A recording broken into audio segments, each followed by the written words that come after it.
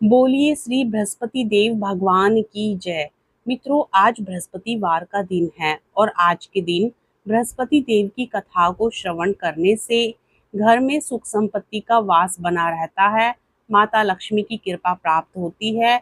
गुरुवार व्रत पूजा कथा में कई ऐसी बातें बताई गई हैं जिन्हें मनुष्य को ध्यान पूर्वक अपनाना चाहिए। कहते हैं, जो व्यक्ति श्रद्धा भाव से गुरुवार को भगवान विष्णु की पूजा करता है और गुरुवार व्रत की कथा को कहता और सुनता है, उसकी गरीबी और कष्ट को भगवान विष्णु दूर कर देते हैं। जीवन में सुख समृद्धि के लिए गुरुवार के दिन आप भी इस व्रत कथा को जरूर सुने या पढ़ें। प्राचीन समय की बात है। भारतवर्ष में एक राजा राज्य करता था। वह बड़ा ही प्रतापी और दानी राजा था। वह नित्य गरीबों और ब्राह्मणों की सेवा सहायता करता था। वह प्रतिदिन मंदिर में भगवान के दर्शन करने के लिए जाता था, लेकिन यह बात उसकी रानी को अच्छी नहीं लगती थी। वह ना ही पूजन करती थी और ना ही दान करने में ही उसका मन लगता था। एक दिन राजा शिकार खेलने वन को गए हुए थे, तो रानी और दासी महल में अकेली थी। उसी समय बृहस्पति देव साधु भेष में राजा के महल में भिक्षा के लिए गए और भिक्षा मांगी, तो रानी ने भिक्षा देने से मना कर दिया। रानी ने कहा कि हे साधु महाराज, मैं तो दान पुण्य से तंग आ गई हूँ। इस कार्य के लिए मेरे पति देव ही बहुत हैं। अब आप ऐसी कृपा करें कि सारा धन नष्ट हो जाए तथा मैं आराम से रह सकूं। साधु ने कहा, देवी तुम तो बड़ी ही अजीब हो। धन और संतान से कौन दुखी होता है? इसकी तो सभी कामना करते हैं। पापी भी पुत्र और धन की इच्छा करते हैं। अगर तुम्हारे पास अधिक धन है तो भूखे मनुष्यों को भोजन कराओ, प्याऊ लगवाओ, ब्राह्मणों को दान दो, कुआं, तालाब, बावड़ी, बाग बगीचे आदि का निर्माण करवाओ, मंदिर, पाठशाला, धर्मशाला बनवाकर दान दो, निर्धनों की कुंवारी कन्याओं का विवाह कराओ, साथ ही यज्ञ आदि कर्म करो, अपने धन को शुभ कार्यों में खर्च करो। ऐसा करने से तुम्हारा नाम परलोक में सार्थक होगा एवं स्वर्ग की प्राप्ति होगी। लेकिन रानी पर उपदेश का कोई प्रभाव नहीं पड़ा। वह बोली, महाराज मुझे ऐसे धन की आवश्यकता ही नहीं है जिसको मैं अन्य लोगों को दान दूं, जिसको रखने और संभालने में ही मेरा सारा समय नष्ट हो जाए। अब आप ऐसी कृपा करें कि सारा धन नष्ट हो जाए तथा मैं आराम से रह सकूं। साधु ने उत्तर दिया कि यदि तुम्हारी ऐसी इच्छा है तो जैसा मैं तुम्हें बताता हूँ तुम वैसा ही करना। बृहस्पतिवार को घर को गोबर से लीपना, अपने केशों को पीली मिट्टी से धोना, राजा से कहना वह बृहस्पतिवार को हजामत बनवाए, भोजन में मांस मदिरा खाना और कपड़ा धोबी के यहाँ धुलने डालना। ऐसा करने से 7 बृहस्पतिवार में ही आपका सारा धन नष्ट हो जाएगा। इतना कहकर वह साधु महाराज वहां से अंतर ध्यान हो गए। इसके बाद रानी ने वही किया जो साधु ने बताया था। 3 बृहस्पतिवार ही बीते थे कि उसकी समस्त धन संपत्ति नष्ट हो गई और भोजन के लिए राजा रानी तरसने लगे। तब एक दिन राजा ने रानी से कहा कि तुम यहाँ पर रहो, मैं दूसरे देश में चाकरी के लिए चला जाऊं, क्योंकि यहाँ पर मुझे सभी मनुष्य जानते हैं, इसलिए कोई कार्य नहीं कर सकता। देश चोरी परदेश भीख बराबर है। ऐसा कहकर राजा परदेश चला गया। वहां जंगल को जाता और लकड़ी काट कर लाता और शहर में बेचता। इस तरह राजा अपना जीवन बाहर व्यतीत करने लगा। इधर राजा के बिना रानी और दासी दुखी रहने लगी। किसी दिन भोजन मिलता और किसी दिन जल पीकर ही रह जाती। एक समय जब रानी और दासियों को 7 दिन बिना भोजन के रहना पड़ा, तो रानी ने अपनी दासी से कहा, हे दासी, पास ही के नगर में मेरी बहन रहती है, वह बड़ी ही धनवान है, तू उसके पास जा और 5 सेर बेजर मांग कर ले आ, ताकि कुछ समय के लिए थोड़ा बहुत गुजर बसर हो जाए। दासी रानी की बहन के पास गई। उस दिन बृहस्पतिवार था। रानी की बहन उस समय बृहस्पतिवार की कथा सुन रही थी। दासी ने रानी की बहन को अपनी रानी का संदेश दिया, लेकिन रानी की बहन ने कोई उत्तर नहीं दिया। जब दासी को रानी की बहन से कोई उत्तर नहीं मिला तो वह बहुत दुखी हुई। उसे क्रोध भी आया।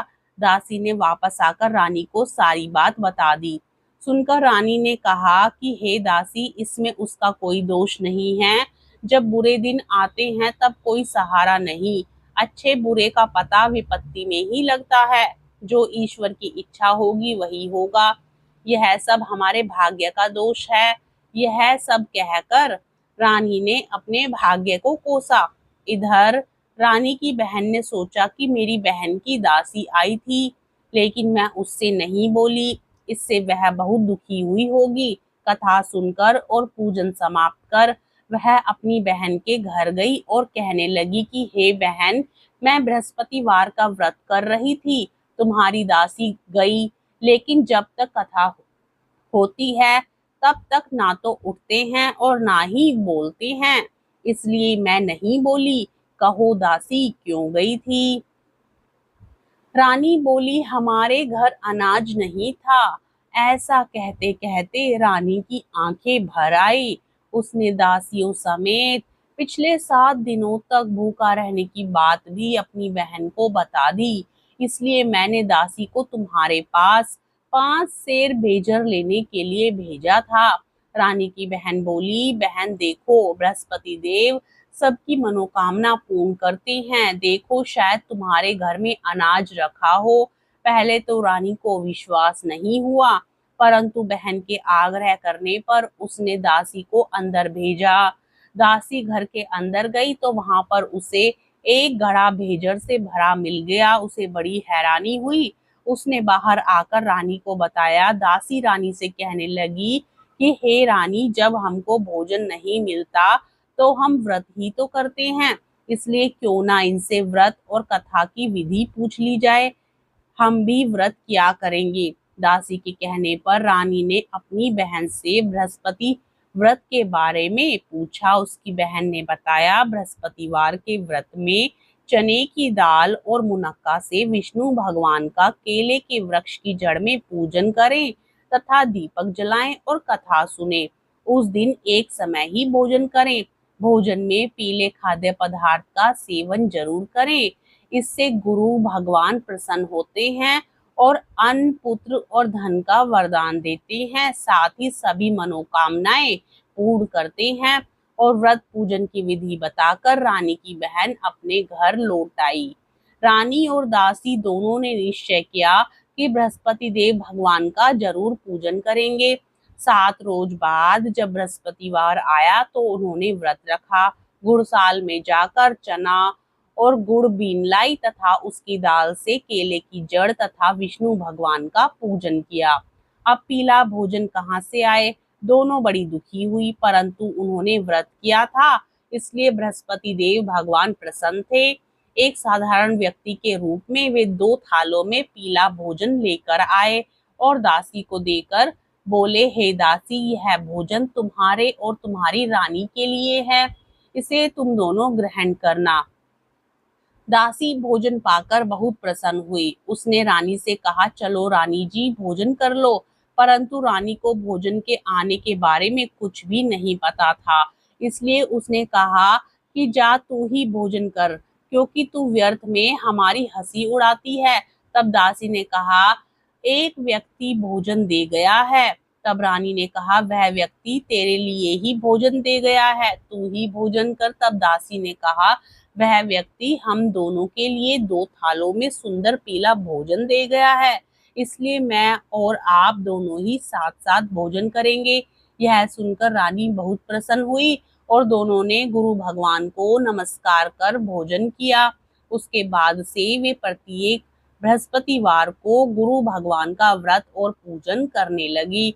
बृहस्पति देव भगवान की कृपा से उनके पास धन हो गया, लेकिन रानी फिर पहले की तरह आलस्य करने लगी।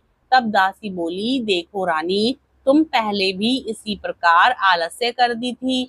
तुम्हें धन रखने में कष्ट होता था, इस कारण सभी धन नष्ट हो गया।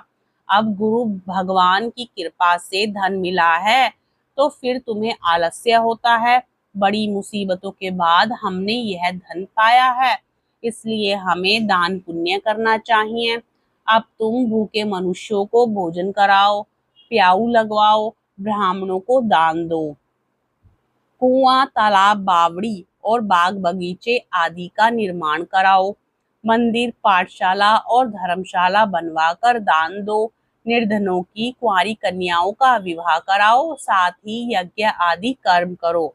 अपने धन को शुभ कार्यों में खर्च करो, जिससे तुम्हारे कुल का यश बढ़ेगा और स्वर्ग प्राप्त होगा, और साथ ही पितृ प्रसन्न होंगे। दासी की बात मानकर रानी शुभ कर्म करने लगी, उसका यश फैलने लगा। एक दिन रानी और दासी आपस में विचार करने लगी कि ना जाने राजा किस दशा में होंगे, उनकी कोई खोज खबर नहीं है। उन्होंने श्रद्धा पूर्वक बृहस्पति देव भगवान से प्रार्थना की कि राजा जहाँ कहीं भी हो शीघ्र वापस आ जाएं। उधर उसी रात्रि को बृहस्पति देव ने राजा को स्वप्न में कहा कि हे राजा, उठ, तेरी रानी तुझको याद करती है, अपने देश को लौट जा। राजा प्रातःकाल उठा और जंगल से लकड़ी काटने के लिए जंगल की ओर चल पड़ा। जंगल से गुजरते हुए विचार करने लगा कि रानी की गलती से उसे कितने दुख भोगने पड़े। राजपाट छोड़कर जंगल में आकर मैं रहना पड़ा, जंगल से लकड़ी काटकर शहर में बेचकर गुजारा करना पड़ा, और अपनी दशा को याद करके व्याकुल होने लगा। उसी समय राजा के पास बृहस्पति देव साधु के वेश में आकर बोले, हे लकड़हारे, तुम इस सुनसान जंगल में किस चिंता में बैठे हो, मुझे बतलाओ। यह सुन राजा के नेत्रों में जल भर आया। साधु की वंदना कर राजा ने अपनी संपूर्ण कहानी सुना दी। महात्मा दयालु होते हैं, वे राजा से बोले, हे राजा, तुम्हारी पत्नी ने बृहस्पति देव के प्रति अपराध किया था, जिसके कारण तुम्हारी यह दशा हुई। अब तुम चिंता मत करो, भगवान तुम्हें पहले से भी अधिक धन देंगे। देखो, तुम्हारी पत्नी ने बृहस्पतिवार का व्रत शुरू कर दिया है, अब तुम भी बृहस्पतिवार के व्रत में चने की दाल, गुड़ और मुनक्का से विष्णु भगवान का केले के वृक्ष की जड़ में पूजन करो तथा दीपक जलाकर कथा सुनो।